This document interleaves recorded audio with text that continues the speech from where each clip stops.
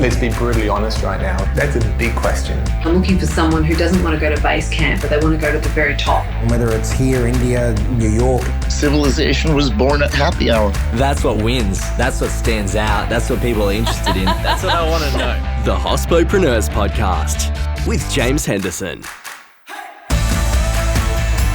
Hello and welcome to episode 137 of the Hospopreneurs Podcast. Ashik Ahmed's career is devoted to building technologies that create better, more efficient organizations. In 2008, along with co-founder Steve Shelley, he started Deputy, a global workforce management platform for employee scheduling, timesheets, and communication. Today, Deputy services more than 250,000 workplaces across 120 countries. His mission is to improve the lives of shift workers and small business owners worldwide. Hello and welcome to the show, Ashik. Great to be here, James. Thank you for having me. Oh, it's an absolute pleasure to have you on. I'm excited to have you on the program. I actually used Deputy when I worked in hospitality back a few years ago with a large pub group when I started in the industry. So, it's nice to come back around and sit in a different seat and engage with you. So thank you for joining me today, Ashik. As you know, though, the first question that I like to ask on the show is a crazy hospitality story. So what's your crazy hospitality story or exceptional hospitality experience? Exceptional hospitality experience. So, it kind of goes in the story of Deputy, to be honest. And it's actually kind of a full-scale story. If you go to my LinkedIn, and I'll send you the link a little bit later, this Christmas break, I was cleaning out the closet in a house, and I find the original employee handbook of my first job. I came to Australia 1997, and I started as a migrant. My whole family migrated. And I was the first person to get a job, and I was working in Hungry Jack's. And the employee handbook of my first job, I found it, and I was reading through it. And page 25 has all these things about rostering and attendance. Okay, it has got what are the rules if you don't want to come to work, what were you allowed to do, what you're not allowed to do. And the last line was a PS, do not call the store during peak hours. And it's one whole page of rules, and there was quite a lot of underlining. And this is the 16-year-old Ashik underlining this. And I was just sitting there and looking, and this is just this Christmas, 2020. And I'm like looking, oh my God, I wish I can go back in time and give myself Deputy, or at least give my manager Deputy, okay? Or the person who had to write that book and all these things Deputy. Yeah, 23 years later, still the opportunity lies so big. So, the hospitality story for me is what happens, okay, when you call in sick. How do you think about not coming to work because you can't come to work? And I think that story or that reflection of mine is still getting played with 2 billion people out there. Fantastic. And how incredible to pick up an old employee handbook and then go through that many years later. And I'm sure that you weren't at all, hadn't even been conceived in your mind, this concept of Deputy back in the 80s. And then in 2008 with Steve, you started Deputy, and now you're doing some huge things, 120 countries at last count there with 250,000 different workplaces. So how then did you come to do what you do? I mean, normally I ask why. I'm just going to flesh it out just for listeners who aren't familiar with Deputy, and then I'll ask a bit more about why you do what you do. Okay, so tell us just a little bit about Deputy and what the business actually is. Look, Deputy is a workforce management software. So by workforce management, getting the employee scheduling part, which is ensuring that the right employee is doing the right job at the right time, at the right place. The second thing for workforce management is everything around labor compliance, ensuring that the people are getting remunerated correctly for the work they have done. So just because you're scheduled to come to work, when you show up to work, you may work exactly the hours you've been given or work extra. You may have your meal break, not have your meal break. All these things results in what you should get paid. And here in Australia, it's probably the most complex out of anywhere in the world in terms of how pay gets calculated. So that's one thing Deputy does. Another thing Deputy does. And the final thing, the way I like to think about it, is looking after the needs and wants of people, looking after the needs and wants of employees. Once again, when you want to work, when you don't want to work, who do you want to work with, who do you don't like working with, and everything that happens around life, and ensuring that those things are looked after so the people can be really engaged when they come to work. So that's workforce management, and that's what Deputy does. We don't do HR, we don't do payroll. I fundamentally believe that you really need to do the things you do very well as opposed to doing everything. That's the philosophy I personally subscribe to, and that's how Deputy is built. I did not plan on building Deputy. There's a saying that you don't choose your passion chooses you. And that's what has happened with Deputy and me. Yeah, as I said, 1997, me and my family, we migrated from Bangladesh into Australia, whole family. The challenges of migrating into a new country and finding your fit was really hard. But I was very fortunate that I had that job in Hungry Jack's. I was probably only for 6 months before I moved to Macca's. The simple reason was in one place I was getting paid $5.22, another place I was going to get $6.10 per hour. It adds up. Yeah, That's right. that extra dollar adds up. Absolutely.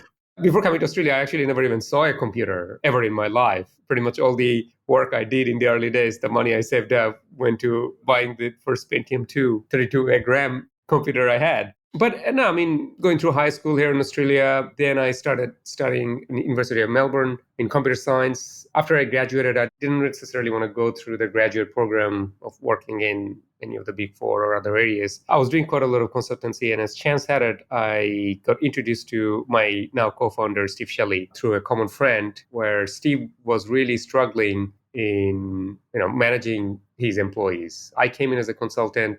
He was trying to do something I would like to say is a precursor to Culture Ramp back then, like just measure how people are feeling. And they had a very Excel way of getting the data. They wanted to see if this can be turned into, believe it or not, some audience will know what I'm about to say, some may not, a thing called FileMaker. It's like a Mac version of Microsoft Access database. But anyway, I mean, that was done. But as I spent some time in the business, that they had a lot of challenges in managing time and pay for people. Like I saw that every fortnight on Monday, there's this specific fax machine, 300 faxes will come in there, okay? And it's got everyone's timesheet. That business, Steve's business, I should say, is an aviation ground handling business. It's a business called AeroCare, subsequently has been sold, and now it's called Swissport. And yeah, 300 faxes will come in, and you pick up one of these faxes, it's a timesheet, and you've got somebody working from 7 a.m. till 9 p.m. every day, no break, working 6 days, and then another 6 days, and it's got the employee signature and the manager's signature. Yeah. What a headache for accounts as well at the time there too. Exactly. And then we have the payroll lady who pick up all these 300 and manually type it into the payroll software and get people paid. And you look at it and you go like, really? This individual is doing 14 hours per day, every day, no break. Okay. I call the manager saying that, hey, is this employee really doing this? And they're like, I don't know whether they're doing that. That's what they have put down. Okay. If I go try to challenge them, that's a lot of extra work for me. And if I change the time, and if the company underpays, that's a really bad thing. If it overpays, I don't want to go disturb the payroll lady because they're just already so overloaded.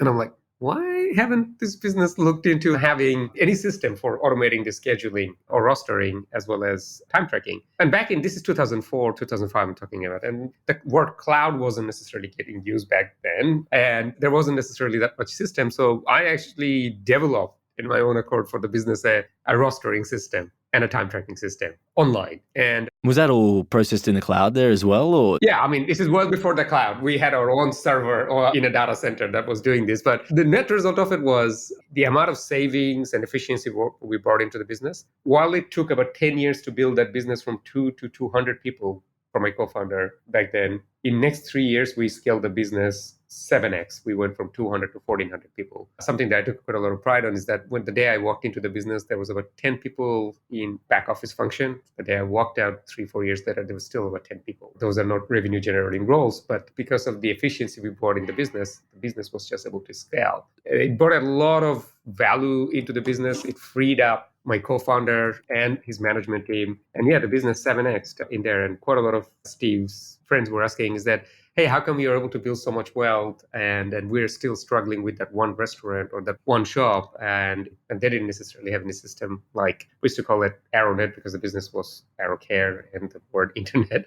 That's how it came about. Anyway, this is precursor to Deputy. But anyway, I reached my goal with that business. I was leaving. I was actually going to travel to Silicon Valley, work for Apple or Google or something like that. That was my aspiration. And Steve tapped me on the shoulder and goes like, hey, everyone has been asking that, why can't they have this product themselves?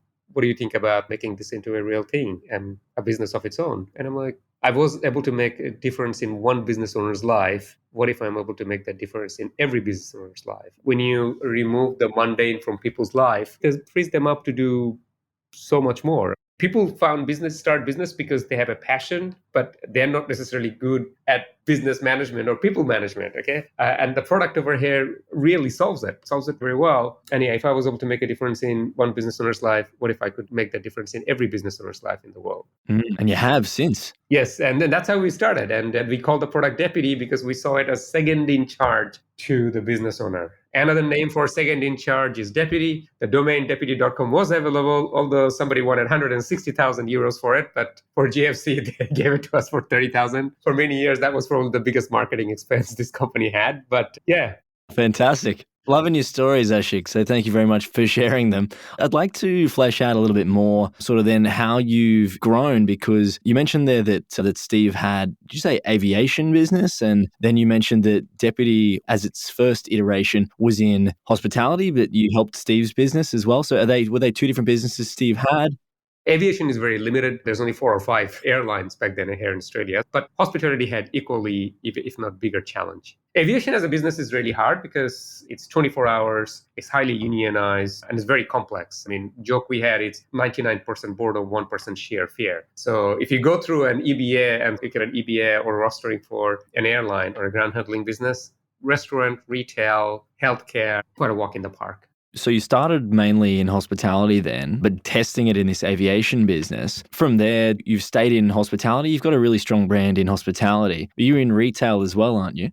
Yeah, we're in about 65 different verticals. Okay, we didn't go in aviation at all. Matter of fact, once we started Deputy, the IP is completely new. Built the product from ground up. Okay, what we had in AeroCare was almost a ERP. It did a whole lot of different things, but when we started Deputy, we just focused on one thing and one thing only: is workforce management. And we built the product to be very generic, but our first customers were in hospitality. Still to date, they are our customers. And found a niche in there and really understood this space very well and was able to solve those challenges very easily and have scaled. But from hospitality, we went to retail. From retail, we have gone into healthcare. We are in call centers. We are in home care business. Some really wild use case of Deputy has been, I wouldn't say which one, but even some of Elon Musk's company, for example, use Deputy. Okay. So we have gone a really wide variety. NASA, for example, uses Deputy as well, and a lot of different areas. The growth actually has happened because we have tried to make the product really simple to use. And it's product-led growth where you go to the website, you're able to sign up for a free trial and get value out of it without having to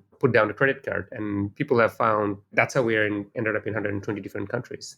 I wanted to ask about verticals because I actually caught up with a mate last night who works with a major hospital, and I was very surprised to hear that they don't use a rostering system like Deputy. And I was just so surprised that they didn't, because I know the sorts of inefficiencies that are fixed through using a system like yours. So there's obviously those inefficiencies that are still out there that people haven't dealt with, even with large organizations like hospitals around. So exciting for you and for listeners out there who would like to solve these sorts of problems around. So thank you for sharing a lot more about your backstory there and the growth of the business, Ashik. Oh, James, I hope you told them about Deputy. I absolutely did. All right, great. I mentioned to him that the interview was coming up today. So I said, I've got an interview with one of the founders of Deputy. And he's like, what's that? I thought, mate, let me tell you. So I absolutely let him know about Deputy, okay? Great. I'd like to ask you why you do what you do, Ashik. So more laterally, what's really sitting behind the things that you're doing and that's driven you to do what you do? I fundamentally believe that validation in life comes from enriching others' life. A lot of people tries to go and look for self-fulfillment or enrichment and purpose of life, but I forgot the name of the gentleman. There's a Oxford Economics. He says that purpose of corporations is create profitable solutions to the problems of people and planet. As human, we're in a society, we're in community, and as our civilization matures, there's just going to be a lot of opportunities. Okay, there's just going to be problems and solutions. Actually, solutions to problems create more problems as well. So long as you actually have a mindset of, hey, how can I make others' life better? How can I really improve the living or the status of people around me? So long you have that in mind, then I don't think it's hard to find a passion or something that makes you just get out of bed and go, today's going to be a great day and never get tired. And I've been doing that for 13 years now, and I still feel like today is day one. Yes. When you say today is day one, what do you mean there? That you have the energy and excitement for that? Or is it something else where you're saying today feels like day one? No, look, it's the energy and the excitement. And every day that I've gone in Deputy journey, I just get more excited every day. It's like falling in love again and more. When I see the opportunity and the difference we can make in people's lives, that is truly rewarding. I'll tell you a little Deputy story, and it's probably a bit of a hospitality story. I founded the business to help business owners and other Steves of this world. I was at a customer site. If you go to our website in the customer section, you'll see a case study of Gelato Messina. I have someone who has been with Deputy for many years. Australia's best gelato. If you're in Sydney, I think they're in Melbourne, or as well as Brisbane, you must try Gelato Messina. A little bit of customer promotions in there. Okay? Yeah, they're good. But I was at a Gelato Messina store. It was about, I think it was Wednesday night at 10 p.m. I was buying gelato. I was wearing my Deputy t-shirt, and the gentleman behind the counter asked, do I work for Deputy? I said, yes, I work for Deputy. My wife was there, corrected who I am. Next thing I'm getting staff discount on the gelato. And I asked, hey, any feedback on Deputy? Anything Deputy can do better? And he was like, look, no, but Deputy has been the biggest thing in my working career. I'm like, wow, okay, you're an employee and Deputy, a product that your business uses has been the biggest thing in your working career. Tell me more. He was like, yeah, like in my past job, if I didn't want to work somewhere, I have to call my manager saying, I don't want to come to work. Can I not come to this shift on Saturday because I want to go to a concert? And manager will go, well, you have to find your own cover. So you know what? Then I go call around 50 people, try to see if somebody's going to pick up the shift or not. And someone says, yes, you have to do a favor. And then I come back to the manager, and the manager goes, no, they cost more than you. Sorry, you can't have that. And I do a couple of rounds. I'm already out of 2 kidneys. Okay. And now with Deputy, I can just pull up my phone and I can see, this Saturday shift, I don't want to do this shift. Who can I trade it with? Who is working Sunday? Do I like working with these people, or do I work the following weekend? I can completely trade my shift without bothering anyone in there. It has given me full freedom in there. And he told me something which was quite big. He said, I don't think I'll ever work for a business that doesn't have Deputy. That's pretty powerful. That was very powerful. And I sat there and thinking like, wow, I founded this business to help people like Steve, Declan, but there you are, my biggest fan, for the difference it has made in your life. And being able to see that difference that gets made in people's life around the world. Okay, there's 60% of the working population is hourly paid, more than 2 billion people in this world. And the impact Deputy can make in there is just so massive. We're not even 1% of the way in there, so we got a long way to go. Fantastic, though, to see that flow through from the people that you planned to help. You had the intention to help, and that flow-on effect through to their staff as well, and that they're even inspired by the work that you're doing. Well done, and what excellent work you must be doing, Ashik. It's a team. I have a great team in Deputy. Okay. Of course. In terms of how you actually use those philosophies and instill them within your company and your staff, how do you go about doing that? This is, and for your audience, okay, the advice is something that will be different for where you are in your journey. If you're beginning a company, then probably for up to first 50 people, it's quite a founder-like mentality. Like almost every employee at that point is like almost a co-founder, at least the first 7, and to some extent, even up to 50. But as the company scales, you really need proper systems and strong culture.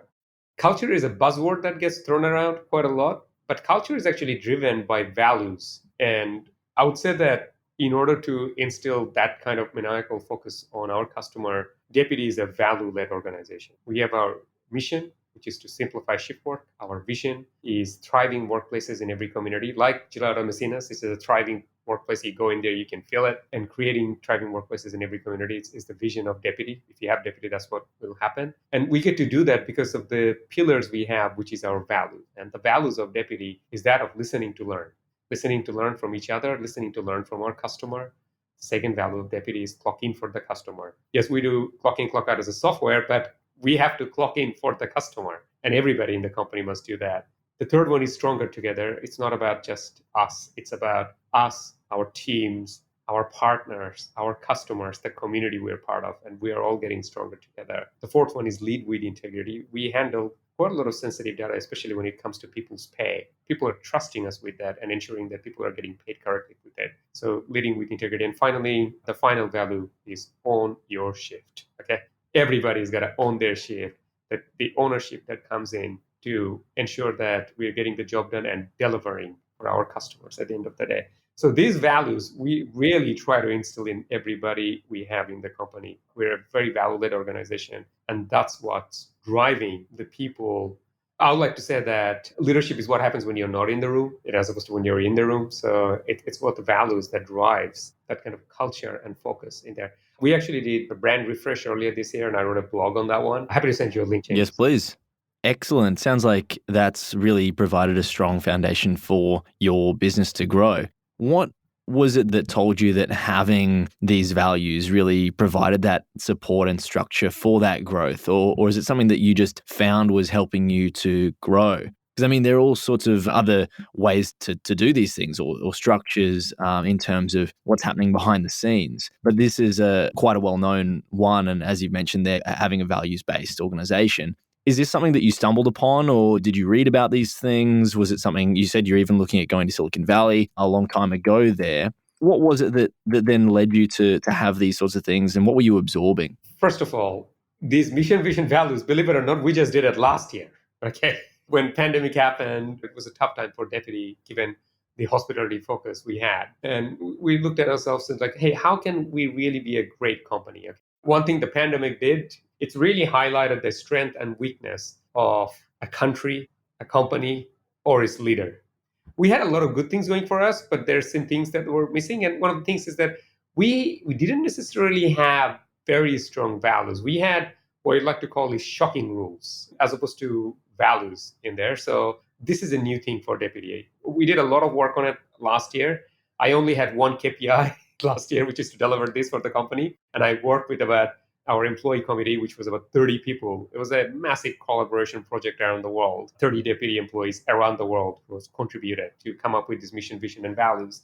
Probably the largest collaboration thing that I personally ever have done, but I'm super proud of it. And it's been probably one of the most impactful things. But prior to that, I would say that we probably only had one value, which is about really focusing on the customer. That was the main thing. And for your listeners, I've said this before, I'm going to repeat it again, is that I believe to build a great business is actually not hard. It's not actually hard to build a big, great business. I'm probably going to make it really simple, and I am nowhere there myself. Hopefully, I'm in that journey to get there one day, but I'm still not there myself. But to build a great business, it's a very simple formula of A times B times C. Okay? A is solving a really unique problem, solving it very well. B is the people you have solved it for, ensuring that they love you for it. And I really mean the word love over here in this way, is that if you were to take the product or service away, the A bit away, the first thing away, they're going to beg and cry to get it back. So they really need it. They really need it. Yeah. They really need it. Okay. That's B. You really have to make sure that people are loving you for it because of that. And this is something that maybe they didn't know that they had before, I guess. Yeah. One of the ways of testing that people love you for it or not is that if the product was down for a reason or you had an outage for a reason, you get to see that how much people really need you. As those angers you're feeling is actually the dependence people have you on it, okay, or how much they need you. C is finding more Bs who has A. So finding more people who will love you for the same problem they have. So A times B times C equals to a really great business, okay? And I've seen this formula over and over again, okay? Every big company in this world that has been hugely successful and truly transformational has followed this. So it doesn't matter whether it's a tech business, whether it's a hospitality business, doesn't matter whether it's a retail product, they have followed this, okay? It's that we're having really great product and making sure your people love you for it. And in order to ensure that people love Deputy, I have personally, okay, we have this thing called NPS, Net Promoters. In the product, someone can leave a feedback that, hey, whether they're liking Deputy or not, a score of 9 or 10, meaning that they're promoting. 7 or 8 over here is their passive, 6 or below is that their detractor. If anybody has given us a bad score or in time left a comment, I still to this date personally follow up on many of those things. I have it, and when the CEO has it, other people in the company focus on it as well. Yeah, so I guess leading by example, as well as something that's been really strong throughout the growth of your business, even before you had these rejigged values that you did last year. I'm sure that there are a lot of insights that you've learned from your clients directly. I mean, getting this NPS score, some listeners will be familiar. I believe it came from Bain years ago, and then I remember the banks started rolling it out. And yeah, I've seen the NPS score come in since. A lot of businesses are using that now as a way to get strong customer feedback. And in terms of the feedback that you're getting from your customers and clients, I'm sure that drove some of your answer there before around what makes a successful business. What sort of businesses do you have on board as your clients that have been successful in their own right that you've learned something from directly and then maybe even implemented something yourself within your business?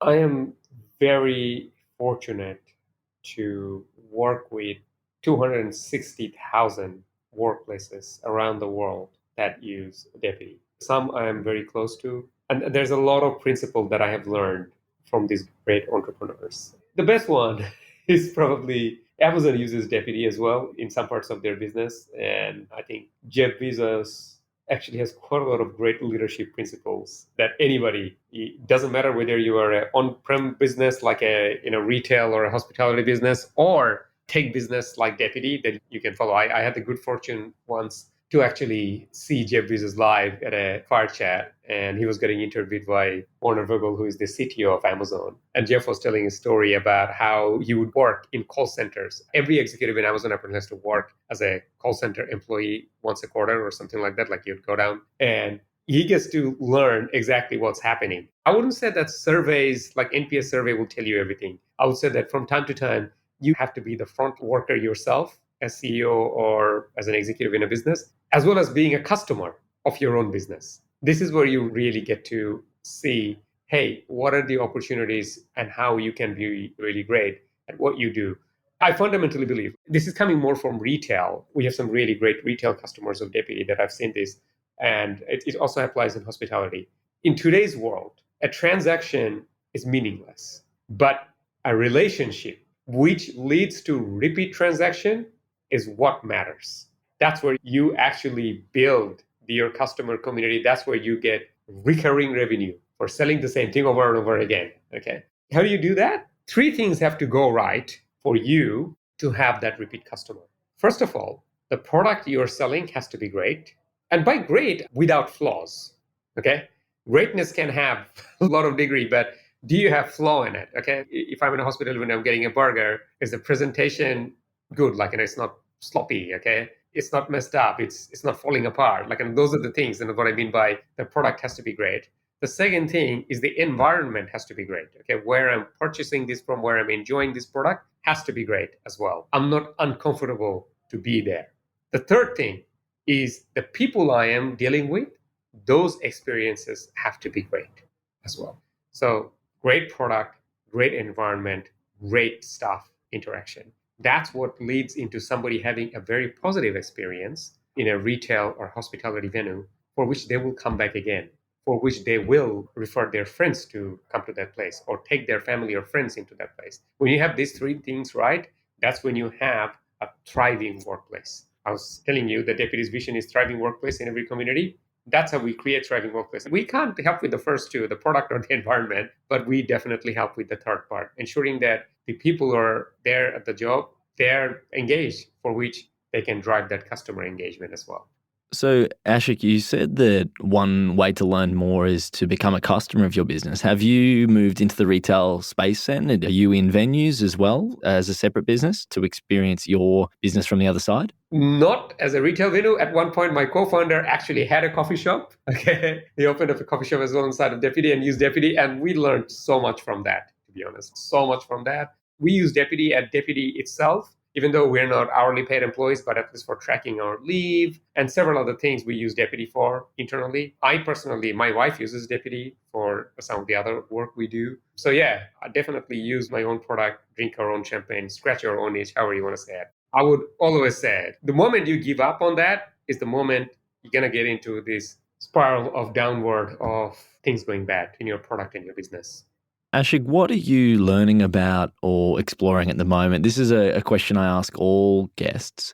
Something that you're focused on or honing in on or interested in, something that you're thinking, I need to learn about that to be on the forefront. First of all, I've been very privileged that Deputy as a business has been doubling every year. And something I realize is that, okay, if the company is doubling every year, I myself need to double my leadership. Okay. The company, it's only going to get more complex in terms of the footprint of the business, the challenge, the people challenges, the scale, the systems.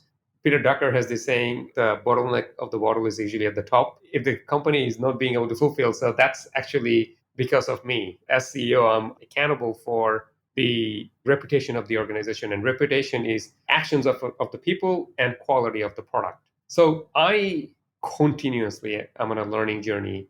I read a lot, listen to a lot of podcasts myself, and I work with coaches, I work with other CEOs to really ensure that I'm self-developing myself and I'm building the company, the systems and process and the leadership in the company for the company we will be as opposed to what the company we are. You mentioned Peter Drucker there, what he wrote, the Effective Executive, I think. And Yes. Is that the quote that the book's from? And what other books are you reading and absorbing? What sort of knowledge are you exploring with these other people, with these people that you're ensuring your growth with?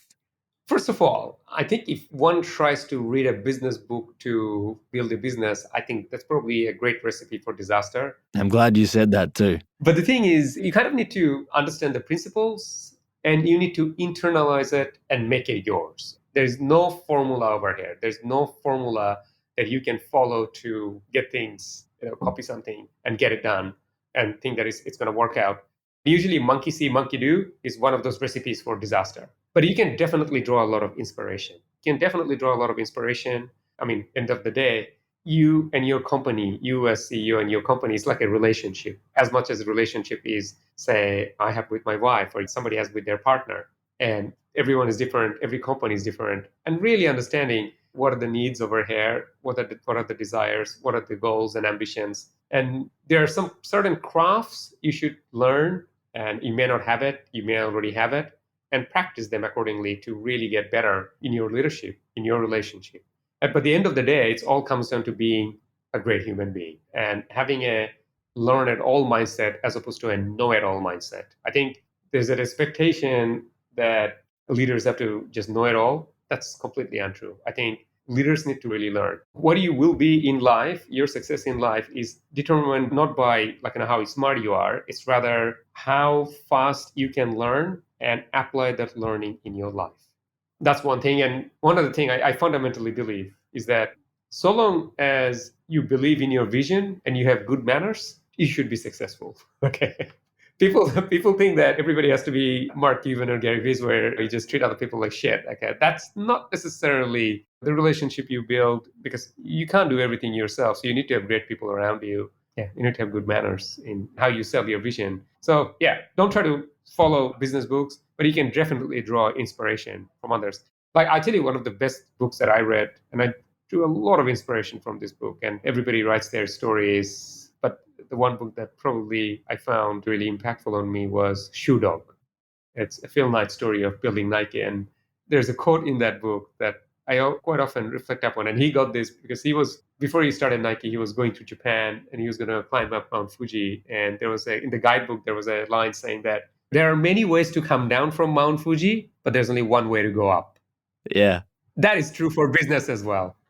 I like that. And thank you for fleshing out that answer, Ashik. I'd like to understand your perspective to touch on competitors. So a lot of other businesses have come into this space over the time that you've been in it as well. How do you handle those competitors? Are you looking at acquiring them, or are you in a position to do that? Or what does that sort of look like for you in the future? Some businesses have very strong answers on this one. I'd like to know yours.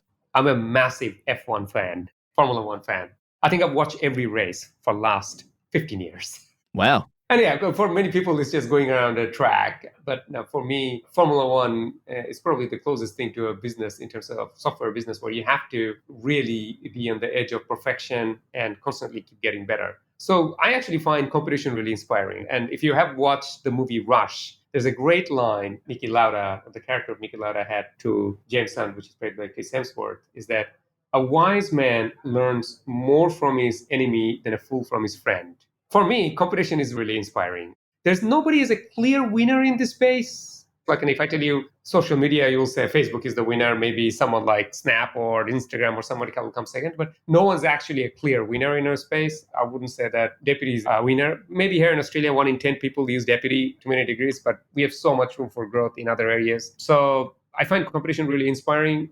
Actually, a great book I can recommend about how to think about competition is A Ride of a Lifetime by Bob Iger.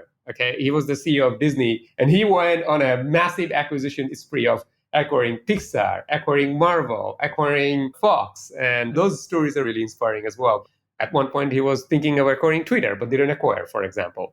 Yeah, these are detailed in the book. So many people have grown by acquisition. I have no comment on what the Deputy strategy will be. But once again, you shouldn't follow what my answer is, but draw your own inspiration, your understanding, and the competitive kind of landscape about what's beneficial and what's not. But competition is inspiring. The thing I want everybody, competition is inspiring. If your competition doesn't inspire you, then you're doing something wrong. Thank you, Ashik. I just have the penultimate question for the episode. Your biggest challenge right now, I'd like to know what that is. What is it that is really causing you some friction? Something that you're sitting with that you're like, how am I going to solve this challenge? How am I going to overcome this? To be honest, I don't have anything like that. I fundamentally believe I'm in complete control of my destiny. There's only 2 limiting factors in life. Actually, three limiting factors in life. One is your vision. Another one is your will to execute on that vision. And the third limiting factor is laws of physics. Okay, you can't break the third one. But the first 2 is you are in total control of those 2. Most people don't dream big enough or high enough, and most people does not execute on that vision. You need to execute. As Elon Musk often says, is usually things are 1% inspiration, 99% perspiration. So people don't perspire hard enough. So for me, actually, on reflecting on that, I just wish there was more hours in the day. I just wish there was more hours in the day. And what an irony for a software company that manages time, eh? I wish there was more hours in the day. So I guess then your answer to the question is around the common constraint we all have and resource of time. So we're all bounded by the same 24 hours. Just wish you could squeeze more into the day. Yeah, once again, lack of time is a sign of lack of priority. I don't think I have lack of prioritization, but I would love to do more. But I think with the time I have, I believe as me, as a leader, Deputy as a company, the community of Deputy team, I think we're doing well. Definitely there are some areas we can be going faster, but we will. There's only so much you can do with the finite resource that we all have available. We've all got the same 24 hours in a day. And so you can prioritize things within that 24 hours, but it would be nice to squeeze more in. And I guess that's the frustration of every entrepreneur is to be able to get more done in that short space of time that we all have. Absolutely. And if I can give a little plug over here, James, we are hiring deputy.com/career. If there's anybody in your audience who'd like to join this epic journey. That's 300 people that I'm really grateful for, and hundreds others that have been part of this journey. And yeah, it is ride of a lifetime. Fantastic. Ashik, I just have one last question for you today, and that's who would you like to hear on the show? Who would I like to hear? Given that you do hospitality, I would love for you to have Gordon Ramsay.